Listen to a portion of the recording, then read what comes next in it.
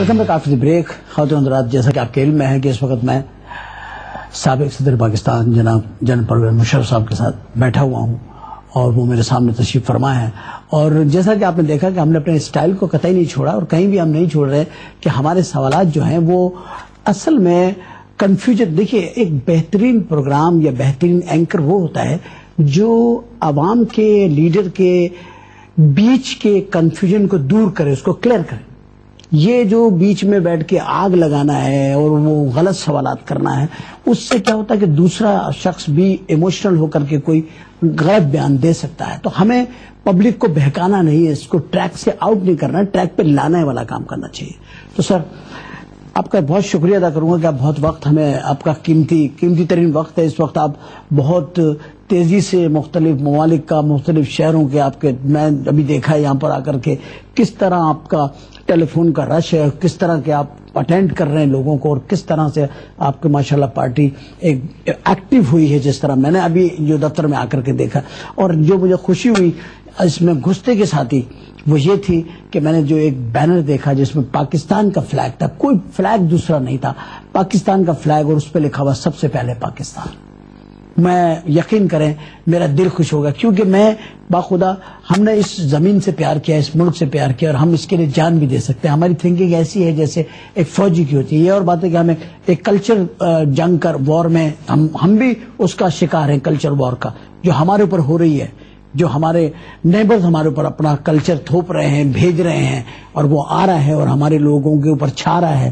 Accept بھی کر رہے ہیں ہمارے لوگ، اس کو پارٹیسپیٹ بھی کر رہے ہیں، اس کو پرچیز بھی کر رہے ہیں، اس کو دکھا بھی رہے ہیں. تمہارا سر 65 کی جنگ میں آپ کی شادی ہو چکی تھی اس وقت؟ سر نہیں، شادی نہیں ہوئی تو وہ جنگ تو آپ نے سکون سے لڑی ہوگی.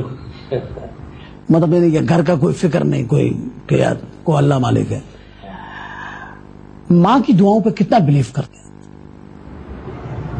بہت زیادہ، اب بہت زیادہ. جو کچھ جس دور سے میں گزرا ہوں، جس پروسیس سے آپ گزرے ہیں، اس کی وجہ سے تو اور زیادہ آپ بلیو کرتے ہیں. ان دعاؤں نے آپ کو سیو کیا. اللہ تو کرتا ہے لیکن اللہ کی تو نائب ہے نا ماں، اس نے آپ کو وہ کیا. تو وہ 65 کی وار تھی آپ کی جس میں آپ نے کیا. اچھا سر، 71 کی وار میں تھے آپ؟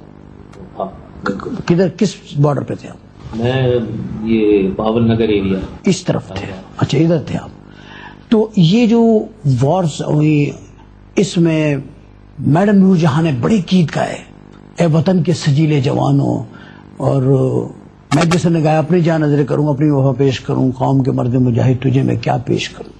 یہ بھی گانے.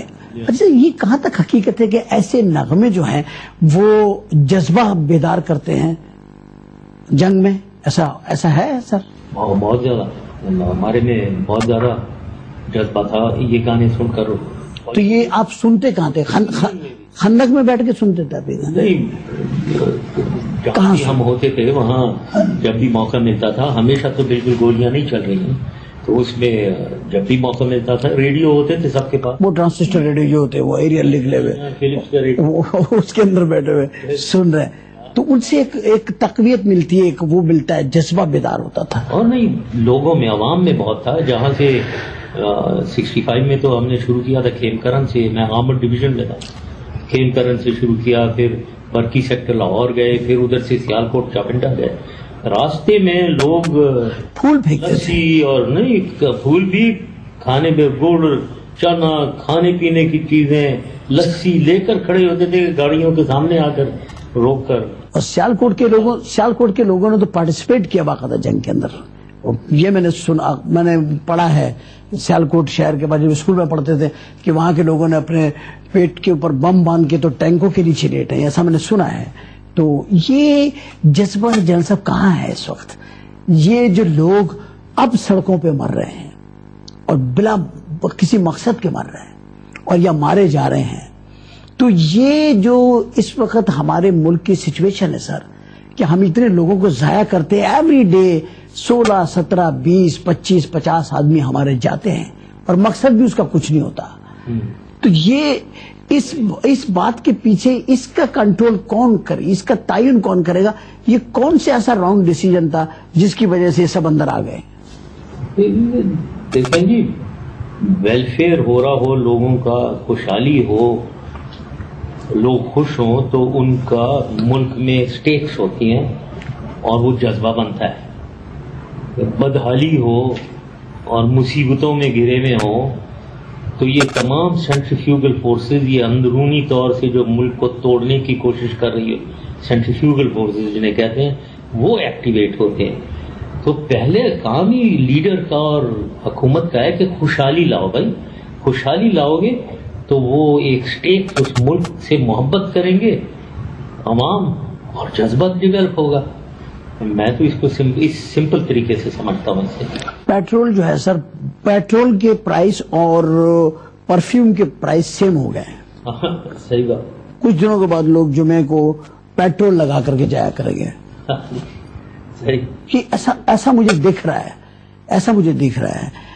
گائے بھینسوں کا جو دودھ ہے اس پر گائے بھینسوں کے میں لک دیکھتا ہوں، وہ پراؤڈ ہوئی ہیں کہ جی ہمارا دودھ جو ہے وہ 90 روپے اور 80 روپے کلو لائن میں لگ کے لوگ لے رہے ہیں.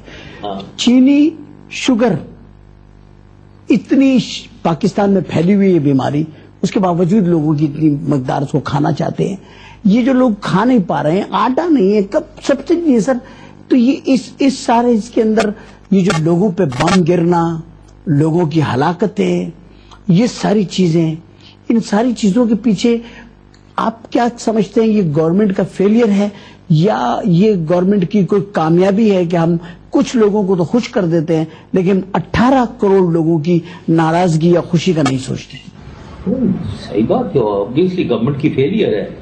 معاشی خوشحالی جو ہے وہ کی ہے، بنیاد ہے کسی خوشحالی کی، عوام کی خوشحالی کی جو میں کہا. اب وہ معاشی خوشحالی اگر نہیں ہوگی تو عوام سفر کرے گی. آپ جو یہ کہہ رہے ہیں ہر چیز کی مہنگائی، یعنی ہمارے زمانے میں بھی ایک زمانے میں آپ کو مجھے یاد ہے چینی کی قیمت 22 روپے سے کوئی 25 یا 26 ہوئی. جی میں نے پرسنلی انٹریکٹ کیا تھا شوگر مل اونر سے اور تمام ہمارے جو حکومتی ادارے جو ان سے ڈیل کر رہے تھے ان سے، کیوں یہ 4 روپے اوپر گئی. مطلب کنٹرول کرنا ہے، وجہ دیکھو، اس کو حل کرو. آٹا ختم ہو گیا تھا ایک زمانے میں، بالکل جی. ایک دم اگین میں انوالو ہوا تھا، حالانکہ حکومت تو تھی وہاں شوکت عزیز صاحب، لیکن میں انوالو ہوا کہ کیا وجہ. میں نے دیکھا کہ اسمگل ہو رہا ہے ہندوستان، افغانستان. ادھر ہم نے امیڈیٹ ایکشن لیا، ہم نے فرنٹ رینجرز کو لگایا کہ گندم لیا جائے، اس کو مل میں پہنچایا جائے، اس کی آٹا بنایا، اس کو آٹے کو بازار میں لایا جائے، ایسکارٹڈ، فوجی ایسکارٹ کے ساتھ، اور 1 ہفتے میں ٹھیک کیا اسے. تو یہ گورننس کی باتیں ہیں. سر یہ جو شوکت عزیز صاحب ہے، یہ آپ کو کیسے ملے؟ تو کوئی بشارت ہوئی تھی یا کسی نے مطلب آپ کو کیسے مل گئے تھے یہ شوکت عزیز صاحب؟ اس زمانے میں جتنے بھی لوگ ہم نے سلیکٹ کی، میں نے سلیکٹ کیے تھے، ظاہر ہے وہ ہیڈ ہنٹنگ جسے کہتے ہیں. پورے پاکستان میں میں نے ایک کمیٹی بنائی کہ آپ دیکھیں فائنانس کا کون ہے، انڈسٹریز کا کون ہے، اکانومی کا کون ہے، ایجوکیشن میں. تو بہت سے نام لوگوں نے سلیکٹ کیے، بہت سے نام لیے. ان کی پھر میں نے ایک کمیٹی بنائی تھی جس میں CGS جنرل عزیز کو میں نے بنایا تھا جی کہ آپ شارٹ لسٹ کر کے مجھے 3 نام بتاؤ ہر ڈپارٹمنٹ کے. ان 3 سے عام طور پہ میں خود انٹرویو ان کو کرتا تھا، ملتا تھا، اور پھر اس کو ایک سلیکٹ کرتے تھے. تو اس پروسیس میں شوکت صاحب سے ملاقات ہوئی، ان کو انٹرویو کیا آپ نے، تو کیسے لگے آپ کو انٹرویو میں؟ ٹھیک لگے، اسی لیے لیا.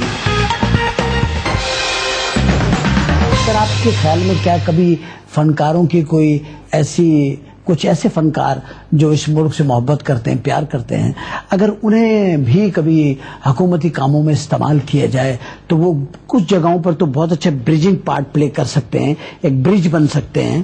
تو آپ کا کیا خیال ہے؟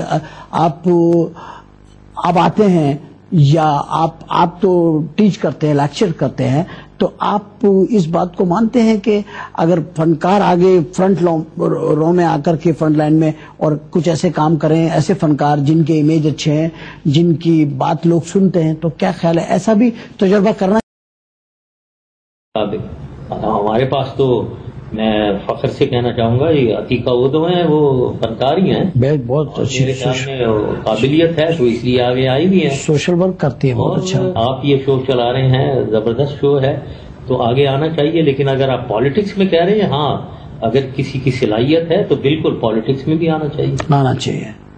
اچھا، کیا ہمارے ایسا نہیں ہو گیا سر کہ ہمارے ڈرامے، ہمارا تھیٹر، ہمارے فلمیں، اس میں بھی کچھ کمی ہوئی ہے جس کی وجہ سے جو قومی جذبات یا احساسات ان کو جس طریقے سے ریلیف ملتا تھا لوگوں کو سن کر کے، وہ بھی کمی ہو گئی ہے؟ ہمارا دانشور، ہمارا رائٹر، ہمارے کمپوزر اب وہ چیزیں نہیں بنا رہے جس سے قومی جذبات اجاگر ہوں. جی ہاں، ایک زمانے میں ہمارے ڈرامے بڑے مشہور تھے. مجھے لوگ کہتے تھے ہندوستان میں سارے پاکستانی ڈرامے دیکھے جاتے تھے، اور زبردست قسم کے ہمارے فنکار تھے، آرٹسٹ تھے، ایکٹرز، ایکٹریسز جو بہت ہی اچھے تھے. آپ سے اس میں بات کرنا چاہوں گا. ہمارے پاکستان کا ایک بڑا عظیم نقصان ہوا. معین اختر صاحب اس دنیا سے تشریف لے گئے، اور معین اختر صاحب اور ایک ہمارے بہت اچھے تھیٹر کے 3 آرٹسٹ، ببو برال اور ایک مستانہ صاحب، ایک لیاقت سجاد صاحب، یہ پچھلے 2 مہینے میں ہم تقریباً 5-6 قیمتی آرٹسٹوں کو جان کھو چکے ہیں، جن میں 4 ایسے لوگ ہیں جن کا یہ ہے کہ انہیں جو ہے وہ پنجاب گورنمنٹ میں ابھی بھی ایک شخص بیمار ہے کہ گورنمنٹ ان کو سپورٹ نہیں کر رہی ہے، اور کسی بھی طریقے کی سپورٹ نہیں ہے. میں کیا توقع رکھوں کہ آپ کی پارٹی ایک ایسا پوشن رکھے گی اپنے منشور میں جس میں ایسے لوگوں کو آپ اوبلائج کریں گے اور ان کا ہاتھ پکڑیں گے؟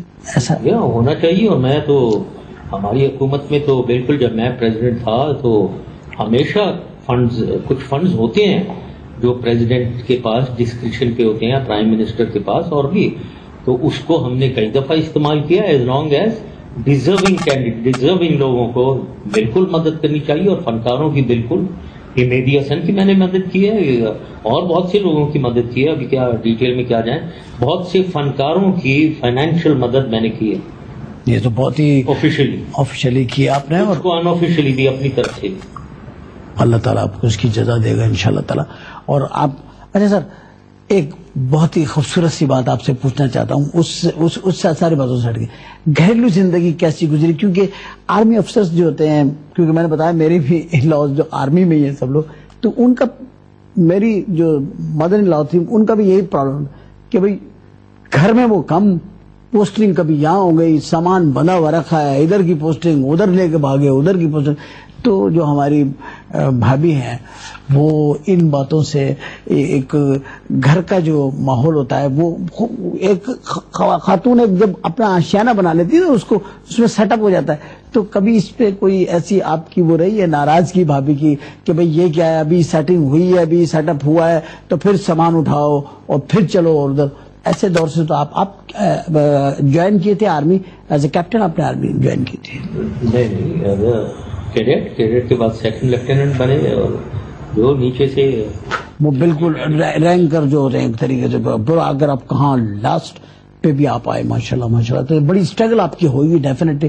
لیکن اس سے فیملی کو کچھ تو ہوتا ہوگا پرابلم سر؟